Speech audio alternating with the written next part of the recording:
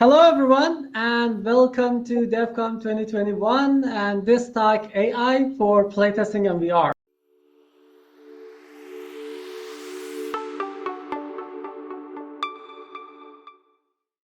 My name is Soroosh, and I'm gonna moderate this panel and contribute as much as I can. And I'm joined here by Eric and Christian, and most probably Noel. And then we're going to talk about AI. We're going to keep it really low profile, so don't worry. It's going to be a fun talk. I'm going to pass it on to Eric. Eric? Hi there, I'm Eric. I'm the founder of the Simulation Crew. Some 20 years ago, I founded the Simulation Crew because I love learning by doing, and creating training programs using simulation is very cool. So we created a lot of games in the past years, and 3 years ago we moved on to virtual reality, and that's what we're really enthusiastic about. I will tell later about it. Nice. Okay. Yeah, hey everybody. I'm Christian. I am the CEO and founder of PlaytestCloud. It's a playtesting platform for mobile games. And lately I've done a lot of thinking and also prototyping and working with AI for playtesting from like many different angles. And excited to dive into some practical applications there today and talk about just like what's on the horizon and what's already possible and how easy some of this stuff can be. Yeah, that's really nice. Cool. I mean, we already had like this year. I just saw some of the talks and I really loved them. Like, for example, the talk right before us, how to AI-ify your game. I really liked it. I personally like that was pretty informative for me. I was just talking to Eric and Christian before. And I think it's pretty important to kind of like lay a foundation of what AI is and what do we mean when we say AI before we actually dive deeper into it. And so I would like to start by that. I mean, you hear this AI like everywhere, just like this is the trendy hot word, and then that's just like every company is like adding AI to it and do that with AI, do this with AI and so on. But like, what is it actually? So many people also mix it with like machine learning and so on, state machines, but like there's a lot more to it, of course. So first I'm gonna break AI into like 3 categories so that you can have a better understanding of like what is the section we're gonna cover here. When we refer to AI, we either say artificial narrow intelligence, artificial general intelligence, or artificial super intelligence. Artificial narrow intelligence is an artificial intelligence, an agent that can do one task or like a couple of tasks, let's say, roughly as good as a human being, or maybe even better. But like it's just really focused on something. So let's say like only emotions, only detecting something from audio, only driving, whatever. Like these are all different examples of ANI. And then we do have AGI, which is artificial general intelligence or like human level intelligence. And that means that this agent can do roughly anything that a normal human being can do. And then we have ASI, which is artificial super intelligence. And that means that agent can do everything that a human can do, but better. Usually, when we think of AI, we see this like we see ANI. We are really like working with ANI all the time, so it's really integrated into your life. Like each time you're navigating, you're using that AI to just like find a better path or so on. Like it's really in your life. Like if you're using a phone, you're probably using a lot of ANIs already, and then we see this like as, and then we see AGI, which we understand as like humans. And then we are like ASI, and they're like, oh, that's so far away. But actually, like these two are pretty close to each other. So you just need to like put this one in a loop, and then roughly you would get this one. And the actual challenge is like this part, which is like ANI to AGI, and we need to like build them and join them together. Anyway. So we are going to talk about ANI here, and mostly the ANI that is focused on audio and focused on emotions, because we care about emotions. We are emotional people, and we believe emotions are really like necessary to express your individuality. And yeah, that's why we focus on that. So I'm going to pass it on to Christian, so that you can also elaborate on this ANI and what it means to you. Yeah, totally. So I think like when we talk about artificial intelligence in games, like the first thing people always think about is like, okay, like NPCs, bots, and all of that. And that's a big part of AI in gaming. But there's another part that is slowly emerging and that is addressing a completely different side. And that's what we want to talk a bit more about here today. So it's like game development tools, but also how can the game adapt to what the players are doing.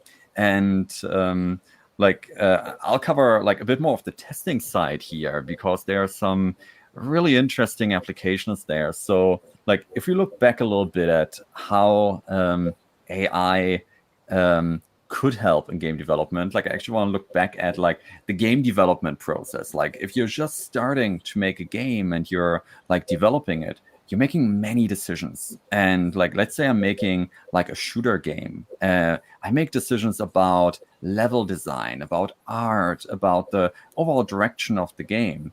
And I do all of this because I want my game to create a certain experience for the players. And players experience games through emotions. Like we've all had those tense moments in a game, or like we like felt the camaraderie if we were like in a 40-player raid in World of Warcraft or something. And these things don't happen by accident. At least usually they don't. They are crafted by the game teams to create that experience for players. But how do we find out if the game is actually delivering that experience? And that's where testing comes in.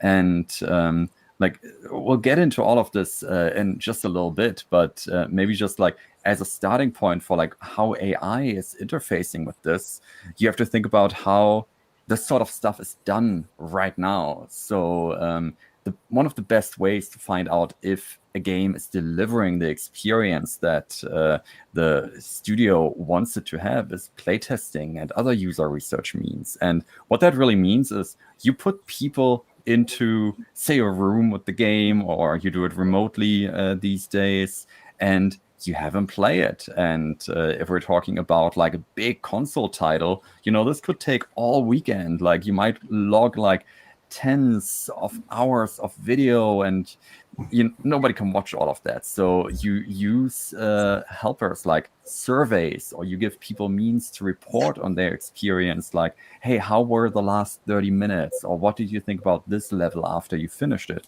And that's good. And I mean, it brought us all these cool games we've enjoyed. But when we think about this, it's like a great application for AI because we have a lot of data. It's taking quite a while to assess, and we can use computers to help us digest it. So yeah, like we'll dive into all of that, but like that's one of the cool things about AI and gaming, and it can come from any direction, like really like text-based, audio-based, like behavior-based. There's so much we can do and combine to craft these experiences that we as game developers want to create. But yeah, like we talk about like creating experiences here. So I'd actually pass it over to you, Eric, because you have a lot of experience in creating experiences for players or users, I might say. Yes, thank you. Yes, actually, the term AI is not new, and it's a very high term. And what we've been doing for a longer period is creating training simulations in order to teach people how to use products or to work in a store, etc. So it's kind of a game in which you interact and learn by doing, because we love learn by doing. And once we moved on to virtual reality, then it really expanded, because we moved on to the communication between people. So, and that's the first time that we see the difference with AI, because you all know the term avatar, and avatar officially means that there is another person controlling or directing the animation. So We use the term avatar, but actually it's not an avatar, it's a virtual human. So we create virtual humans. It's the same process as creating an animation for an avatar, but we control what the virtual human will do because it's not a real human. So actually we design training simulations for communication in which a animation, an avatar, it can be the person that you're talking to. So we've dressed it up with a lot of functionalities. One important, of course, is that we use speech technology. In the old days, we used, the dialog boxes in which you can select. I want to say this to the avatar, but that's not the real experience, of course. In interaction, in communication. So what we at first did is integrate the speech technology, in which it's possible to just talk in your own language. For us, most of the time, Dutch, of course. And we will get it from a speech service. We use Dialogflow from Google, so we are able to have a conversation with a virtual human, in which you greet the person, in which you ask things, and you respond to the person what happened, and you have a normal.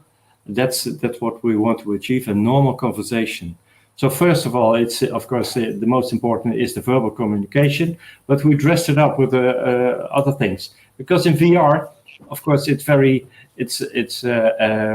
so immersed, and you really feel as if you're talking to somebody. So it's also we're also able to integrate if you're looking at the person. So in our case, if you we can give you the situation of, for instance, a doctor who's having an interview with a patient, and the doctor has a computer monitor on his desk, and if he's looking at the monitor, then the patient will say, "Hey, hello, you're not paying attention." So looking at the person is another way of enhancing the communication. And another part was the emotion, because we did the speech. We use sentiment analysis to know how a person says something, because what you say, of course, in dialogue is purely text, and the text can be pronounced in different ways. So if you want to integrate how a person is saying, because you can say very powerful or very timid or easy, that is also influencing the communication. So that's the next thing that we've integrated. Nice. So the way I got it is that you just you had something like a predictable static character, and then you started to add layers and layers to make it more dynamic and more humane, let's say, That's right. Yeah, that's actually bring us to the next thing, which is this whole application of AI. So because when you're talking about AI, you see a lot of people in the academia who just who started this AI and who are just doing every day to just enhance the AI. I mean, that's how actually I got into this the position I am today. Maybe a bit of backstory would be nice. So I did my master's in computer science, and there I just met. I mean, I was a gamer, so I've always been a gamer. I'm a gamer, and I'm playing games every day, literally World of Warcraft constantly. You know how it works. And so I had this big passion for gaming and entertainment and so on. And at the same time, I was just I was also a computer scientist, so I was just learning about the different directions that you can go in computer science. I mean, one of them was programming, of course, for gaming, but I already knew a lot of it. And this wasn't that groundbreaking as I wanted it to be, I would feel it. And then there I got to meet Professor Björn Schuler, and he just opened my eyes into this whole emotion AI. So that emotion, that ANI that I just referred to before, And I was like, oh my God, like you can teach computers to understand your emotions. So we can create like realities, we can create futures that have emotions. Like I don't have to have all my interactions with computers and all of those things like as a non-emotional interaction.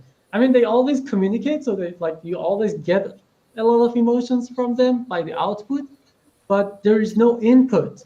And that was one of the things about the world that was bothering me personally, which was like, uh, I mean, everybody's talking, everybody's giving output. There's like, especially on this like 21st century, it's just like so much output and like not enough input. Like nobody's stopping to listen, nobody's working on like, everybody's working on like spatial audio and like how to produce audio and how to record like every bit of that audio. But like, there is nobody like focusing on, okay, like how much you listened to me, how much you care about me. This is like a relationship. When you're in a relationship, you're just like talking constantly. And then it's just like, and then all of a sudden she's like, you're not listening. Like I just told you that in the beginning. So that was the thing. So this whole perspective of like really accounting for emotions and listening and ensuring that the computers can listen and can understand you, this was the thing that just like drove me. It just like got me hooked. I was like, damn, that's it. I really want to go into this direction. And then of course, I loved gaming, so I just like started to mix them together, and it just like, yeah, turned into this entertain that we do right now. So yeah, that was my story. I mean, like, Eric, how did you get into the position you are, like into Yeah, gaming? it was actually, it's a long time ago that I created the first games. And I created first games that was for geography in schools. But that's a really long time ago. And it was actually when the computers became entering the schools, I was thinking, well, if you use computers to only present things and use the normal paradigm of presenting and asking questions, I think that's boring, because that is what education is in schools.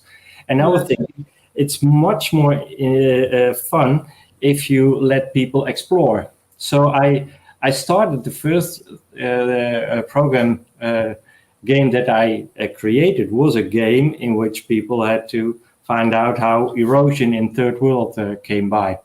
So that Oh, was I really loved thinking of situations that you could do could put in the program, be nice for users, and not revealing it at the start, but letting them explore. And mm, actually, that's almost 30 years ago. And I've been doing that ever since in very different areas. So nice. it's actually Yeah, from the start. I like the idea of simulations and gaming. Yeah. yeah, that's a really nice one. Like, I mean, you pretty much are doing the same thing, but just like the means has changed a little, right? Right Yeah. now you're with like I don't know, AI on top of VR, on top of like other technologies and so on, and just like pretty much it's the same direction. And Christian, Yeah, what's yours? Eric, let me actually quickly ask you something about that. So, I mean, you talked about like how it's like you wanted to add that emotion like layer to things, and Yeah, before that, you were talking about the I don't want to call it a game, the simulation where you're training like medical staff for patient interaction, and then like later on you added that emotional component, like as one of the criteria that like is like measured. Like, how did that change it for players? I mean, before that you like let them like you gave them feedback based on where they looked and what they did, but then you also assessed like how they said things. Like, did that change the experience a lot for the users of the simulation? Well, I cannot say that because we made 3 years ago, we moved on from the apps development to VR development. And our second project that we did was for a university hospital in Nijmegen. And there was a doctor, anesthesiologist, who was very fond of the idea of comfort talk. And he said, if you if you really want to help patients, it's not only by medical means, but it's also by ways of interacting with the patient. And for this, he used a few things, and one is creating rapport by mirroring and matching. And that's a normal process that you find yourself if you're in a conversation and the person you're talking with is sitting like this, and then at one time you see, hey, I'm sitting like this as well. And he says not only the gestures and the posture and the gesture that you do, but it's also in the voice. So our second project, in which we use speech technology, had the need for also integrating the force of your voice. So, and then I know this professor in Nijmegen, Tibor Bosse. He's a famous AI professor, specialized in social skills, and he said, well, you need to try the audEERING plugin. He said he knew, so I got into contact, and we tried to integrate that in the VR training. So it is another layer, but it was very quickly, and I couldn't divide it with other because other programs that we created did not use the emotion. But right now we use it. And so there's a lot more things to add. We will add in the coming years. Yeah. So interesting. Yeah. That's actually like really nice because like this brings us to the whole like applied AI and like what it means to bring AI out of the academia and into the industry and use it. Because at the end of the day, like no matter what we do in academia, no matter how many papers you publish, if it's just like not used and you don't get the actual feedback of the users, it doesn't worth a dime, right? So yeah, like this is, I mean, one of the reasons I also like what I do every day is the same thing, is like trying to bring all of that like scientific advancements that we have in academia and trying to bring that into the world, like in different applications, like VR, for example, playtesting, and try to see, okay, like what is the value that the end user can get out of it? Because at the end of the day, AI is supposed to be an agent that is gonna help humans shoulder to shoulder. You know, it's gonna do like the heavy lifting for us. I mean, nobody wants to do the boring job, right? So and then if you just have an AI that just like does the boring part and just helps you to do your job, do your part easier, that's something good. Another part is like AI just enables you to do something that wasn't possible otherwise. Like in the case that Eric just mentioned, it's just like you couldn't do that. You couldn't get those emotions at all. And right now you can, which means like this whole new area just opened up to you, right? So like Christian, what was your experiences of like this bringing this AI into an application? Yeah. I mean, this is something that, like, for me has started a long time ago, actually, like, always in different ways. So I kind of like skipped the like talk about like some of the like my AI background, but that's really where like a lot of this started. So it was also in academia, actually, where I was first like doing anything AI related. And I was working on like a really cool tool that like did procedural level generation for platformer games. And you know, we did platformer games because they are a very well understood and researched type of game in game studies. And it was all about codifying in a way the experience that we want players to have. So you know, you have parameters for like how often like more like engaging events should happen, which in a platformer is like you have to jump or you have to do certain things. There's a rhythm to the game.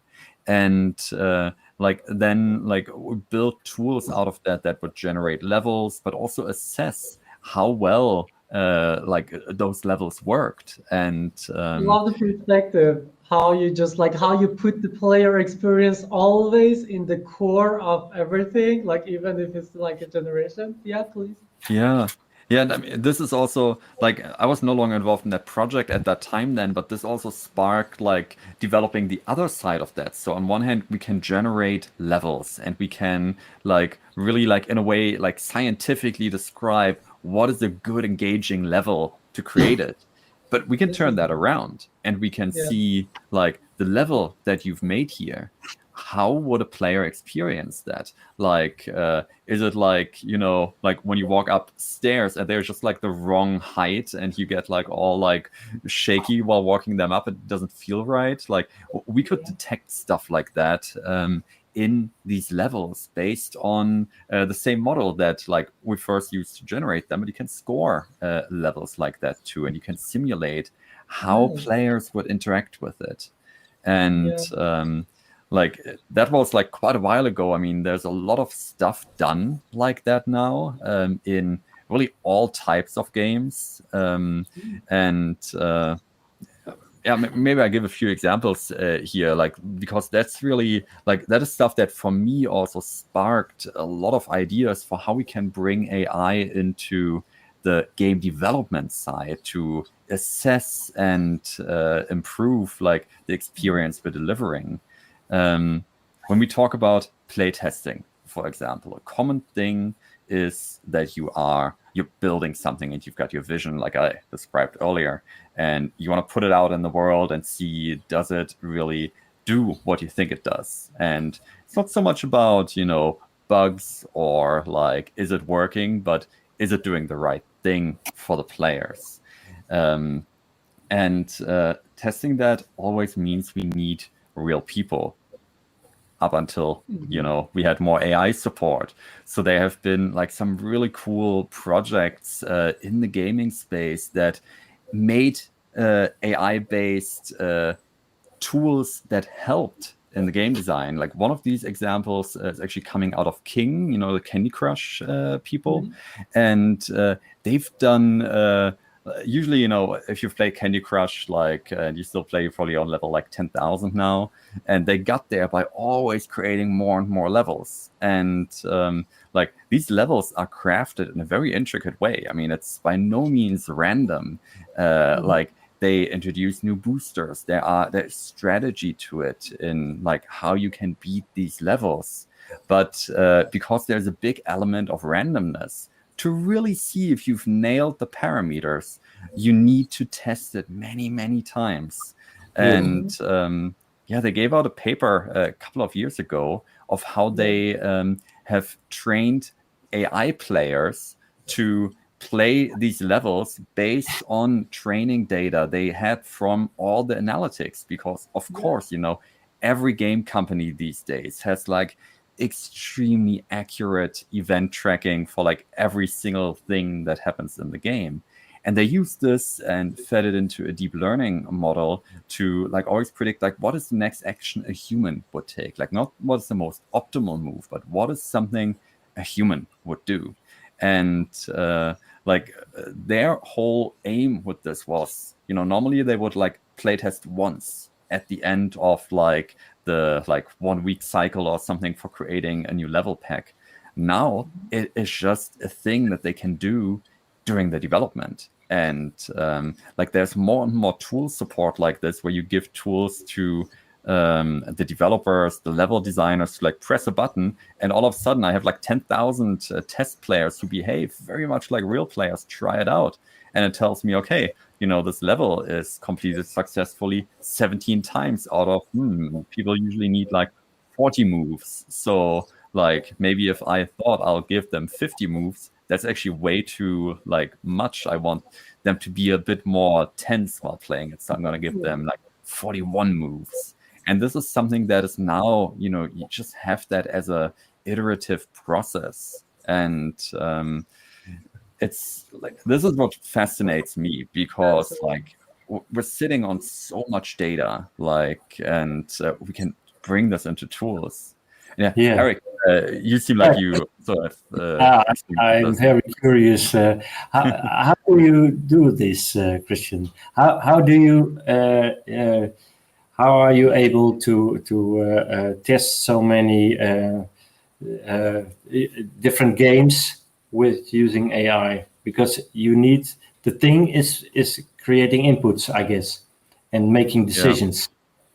Can you tell a bit more about that? Because I'm curious if it perhaps also could work for our games, of course. Certainly, yeah. Maybe just to clarify, like I'm like talking, some things are like future music here. So like there's stuff that has been done already, but you're absolutely right. Like especially if you want like a very deep integration, like what King did for this like playtesting AI, you need deep insight into what's actually happening in the game, and you also need like this test bed for like having these like AI players play. Like an angle that we're looking at there is going more into the emotional direction. So, you know, like I'd love to like be able to like AI simulate any game out there, but I think this might be more like in the direction of the AGI or ASI that Soroosh was talking about. But what we are slowly being able to do here is give the people who run playtests the traditional way, where you like watch how players are interacting with the game, and like you put them into VR and you have them describe their experience through something that is called like Think Aloud, where people will speak what they're doing. You know, Eric, you've probably done that, and like you're sitting there and like it's hard to parallelize that. Like you might bring in people to the office, you have them do that, and that's your day. And like, now I was talking about like, ooh, but we need like 10,000 people to really try this out to see how like the probability works. Yes, that's something where like AI could help us in the analysis. So you know, we're all like in different cities and even countries right now. My game might have a global player pool. So if I can get 10,000 people into a beta, I can have them play, I have them record what I'm doing. If I'm now able to quickly assess, okay, what's the emotional profile the players had while they played? And if I'm able to also turn this into something actionable, which really is the tricky part, because it's easy to create tons of data, but how did we distill this to something actionable? Then we can actually, you know, at scale do this for like any sort of game. And it's not so much about like clicking a button and the AI tells us what to do, but clicking a button and like having like the AI help us dig through this mountain of data and like scale up what we can do, versus like one day with one person in the office to like, hey, let's do this remotely online and just have people play and see what experience we're actually crafting and if it is what we are aiming to do. Yeah, I think one of the important points that like I saw in your case study is that you mentioned surveys. Like while playtesting, you know, usually the way it works is like they are like, okay, do this and then fill out the survey, which is like you are having a moment there. Then when you're filling out the survey, you're reflecting on that moment. And from psychology, we already know experiencing the moment is the experiencing self. And when you're reflecting on a past moment, that's another self. Like psychologically, that's like two different things. And then that like that reflecting self is the one filling out the questionnaire. But what you need is actually also like the experiencing self and what's happening, like the feelings that are there. And without like with playtesting, with this type of playtesting, you get to tap into that potential. You get to see, okay, like I mean, of course, you need to get those emotions, because if it's just like playtesting, and yeah, they are just like fill out the questionnaires, like the whole thing is lost, right? But then at that moment, I mean, you can either just like have them like record them, let's say like record their audio while they're like thinking loud, and then listen to it, and of course just like watch what's happening in the game, and somebody, it's going to be like a person roughly annotating, kind of like giving the subjective perception. So like if I watch somebody is just like playing the game, I would annotate them and I would like, okay, I think they are fine, I think they are not fine, and it's still just like my idea of their perception, not their actual perception. but then to just go into the direction of having a more objective perception of human emotions. We have that AI before to kind of like pre-watch, and Yeah. then it gives you a more objective view of like, okay, this is the point that like everybody like you can say like consistently between like minute 5 to minute 6 everybody felt pretty good, and consistently, here they just like felt really bored. Like, was it actually the thing you expected Mhm. from game design? So, and these are the differences between success and failure, right, of a game, because you want to know, like, you want to ensure that your game, your level design, everything is just incites the right feeling and right Yeah. emotion into the players, right? So, I mean, what am I saying? Like, Eric, you are into VR and you do this with like the highest level of immersion, right? So you probably experienced this as well. Yeah. Yes. Okay. Yeah. What? Perhaps I'm not sure What? if I'm the right connection, but what I see is that the Christian, you use emotion detection from voice, from think aloud, when Yeah. people play games. And so you connect it to in how far they are in the game and what they say about it. So you need the connection, Exactly. and you can.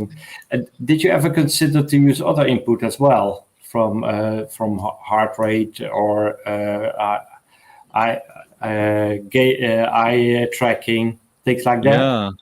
Yeah, I mean, this whole field of like biometric data Yeah. for like assessing emotions and user experience is super interesting. Actually, I think a few days ago there was a talk also here at Yeah, there is Devcom not- about like they did EEG measurements, and there Mhm. are other approaches that measure skin conductivity, Yeah, and I yeah, think yeah, yeah. like I mean, these are all different ways to get that data, which I think on one hand verifies that, or validates that, yeah, there's a need for a bit more. Like, we want objective data on like how people are feeling, but also like we want to collect it easily. Yeah, And that's yeah. where I think like audio has a bit of an advantage, because like if I'm thinking about like how playtesting is done across the world right now, think aloud is a well-established practice in user testing and usability and playtesting, like for anything. And Mhm. I'm always approaching things from like a practical angle, like how can we actually solve a problem? Like, it's great to have like new tech, and I'm the first person who loves playing with like a new gadget, but like how do we make it useful? And I think audio has an edge there because you don't need special equipment. Like, everybody already has a microphone. I mean, Yeah, people have a phone. Like, yeah, that's like It's that's everywhere. its job. And if you have a playtesting lab, usually you have recording equipment as well. So, what can we do software wise? And eye tracking is another super cool one there. I think that can help you really see like where people are paying attention. And I think also, if you can combine that, and let's add another layer, let's add Mhm. what they are saying, not just how they're saying it. Like, we've got amazing machine transcription now. We can do sentiment analysis on this. We can do it based on the audio. We can combine it with where people are looking. I think like the challenge here becomes like integrating all of this. Like, Yes. how do we, not flood you as like the researcher or like, the person running a development studio with a ton of data? I think that's one of the biggest questions actually right now. Like, as we get into these like more advanced ways of using AI, like, it's easy if I give you a transcript, you know what to do with text. But what if I give you like an emotion assessment for every 5 seconds of this playthrough? I wouldn't know where to start. Yeah, true. And then you have to just boil it down. Actually, that brings us to like the whole transparency AI. That like so for us, it's pretty important to explain like how there's because, as you said, like, it's really hard to interpret that data and just boil it down into something that's like valuable and actionable for the end user. Otherwise, that's just like more data, and you don't want that, right? And you just want like just things that can be used, and you can just make decisions based on them. It would just help you make better decisions. That's the ultimate goal.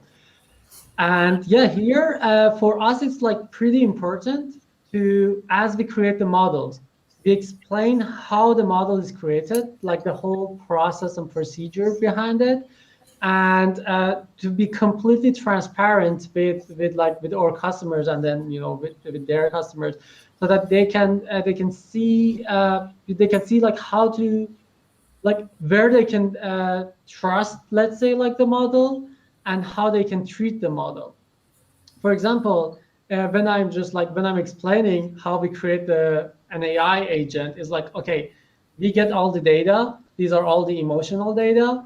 Then we have to annotate these data, and then you have to, like, I tell you that, to, let's say, like we have biases here on annotation, because that's a human being saying like, this is happy, this is sad, this is angry, and then you have to pass it on to the computer to learn. But then we have to say, okay, like these human beings, you have to diversify them as much as possible. So you have to have males, females, I don't know, members of different communities, the different cultural backgrounds, different emotional perceptions.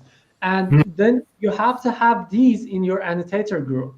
And then this is the group that is kind of like, all right, to do the annotation. And then after that, you have to see if they all agree with each other, so that you can then pass it to machine learning method and then create your AI with it. Because if you don't do that, it's just like humans don't agree, because emotions are subjective, right? And if we as humans do not agree of whether like this utterance is neutral or sad or bored, then how can you just like give this to computer and expect it to learn? Like, that's not going to work. It's just like confuses the model and confuses the agent that you create. So this is like for us, it's pretty important to just be straightforward and be like, okay, that's the way it works. This is the annotation team. This is the data we have, and that's how it's modeled using these models, and then that's the result. And then you just go, like, you just take that model, you understand it, you just understand the model, even like the psychological model behind it, for example. Like, for example, when we say emotions, we know that's like the best theory is mixed emotions. That means that we as human beings, we always express emotions usually in a mixed state. And that's always like different extents of emotions in every utterance. And then if we do it like that, then of course it should be modeled like that. And at the end of the day, it can be like presented maybe like that. So this is also like the extent of emotions in an utterance.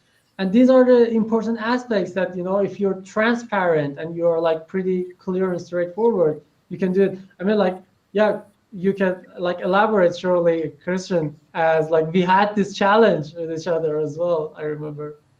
Yeah, totally. I mean, the way I look at like transparent AI is that it's actually like solving that right is one of the key challenges to adoption of like more advanced AI. Like way I look at this is like we want to provide tools for professional game designers, level designers, user researchers, and like we need them to be able to rely on it. Like if I talk to Siri, like she shows me what she understands on the screen. So I know, okay, she's not going to call like that person now. She's calling my mom. And like, how can we convey confidence in like certain predictions and assessments that the AI makes in a meaningful way to the users? And how can we do this in a way that doesn't require the users to be, experts? Like, yeah, if everybody is like an ML expert, wonderful. Like, we can give them confidence intervals and whatnot. But if I want to make a tool for mass adoption, like let's say, not that this is my ambition, but next year in Unity there should be like this like level like difficulty estimation or something. The quickest way it's not gonna get adopted is because like it's when like it just pretends it knows best, and then like it doesn't. So I'm being misled the whole time. Yeah. Whereas if I know, okay, it's super uncertain about this part, but very sure about this, I can trust it for that. And I know, okay, maybe this gets improved in the next few years. So that's my view on this. Like, I think it's really important that we don't just stop at like, okay, yeah, it gives us like cool data, but how do we deal with the fact that some of the results we get will not be fully accurate yet? And how can we convey that? I think it's a big open question in like pretty much any like AI model that we have right now. Yeah. And Eric, did you have any experience with this as well?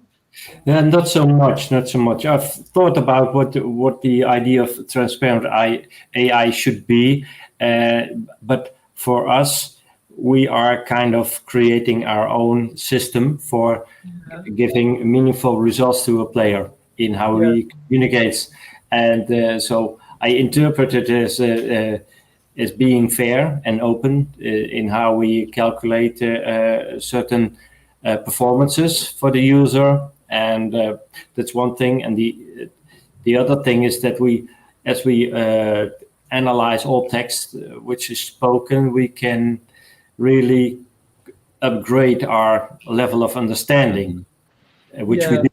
So at first, when a VR program is ready, it's a bit bunky. It doesn't work as well. And then the more users they use to say, oh yeah, you can say this, you can say that. We add it to it, and then it becomes ever more human. Yeah, true, exactly. I mean, like when you just talked about this, like that's actually the value of AI. I mean, if you look at technology, usually the way technology advances is always like, it goes up and then it kind of like hits a canopy.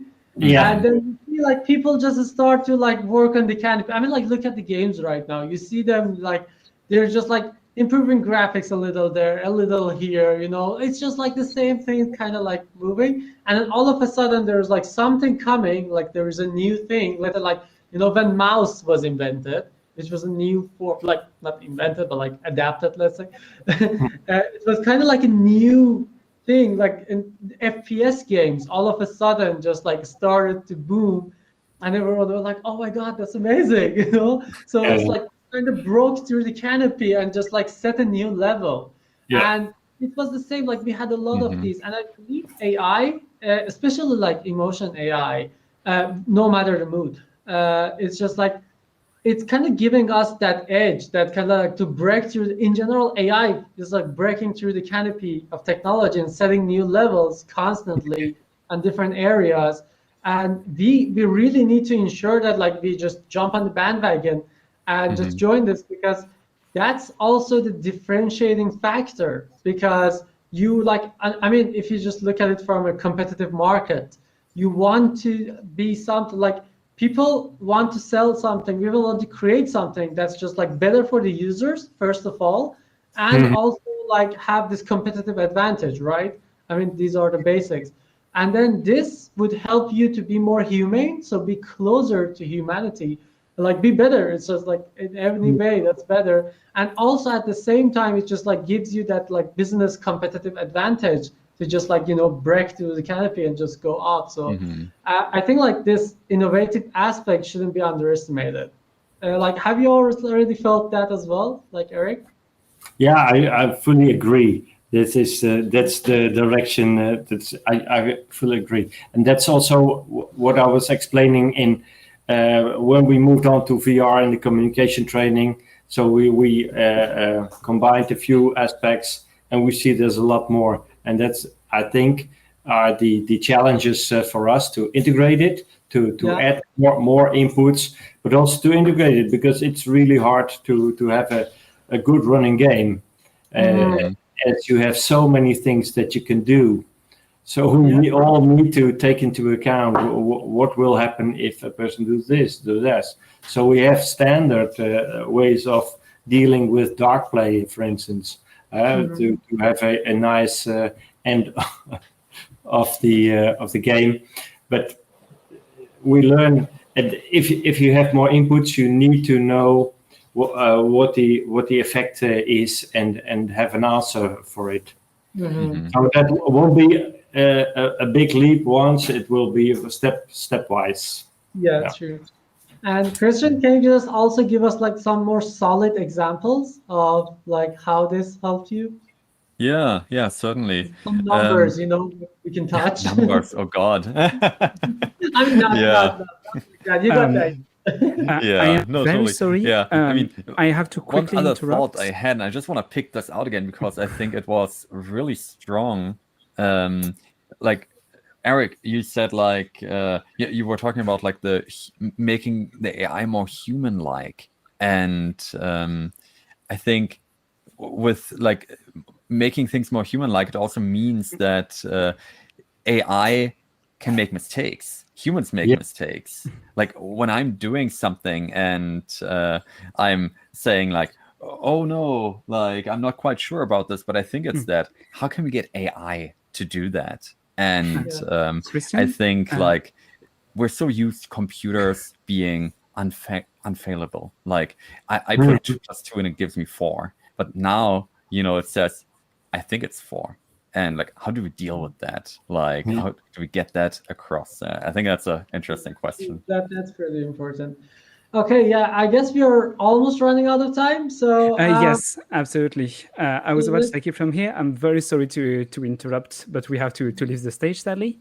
So in just a second, we'll head to the Q&A room. Alejo will post a link in the chat in just a second. So audience, please follow that. Yeah. So guys, see you in the Q&A room. Please come over, ask your questions, and we're going to be there to just elaborate more. Yes. Thank you so much. Okay. Yeah, we'll be there. Thank you See all. you in just a second. That's great. Thank you.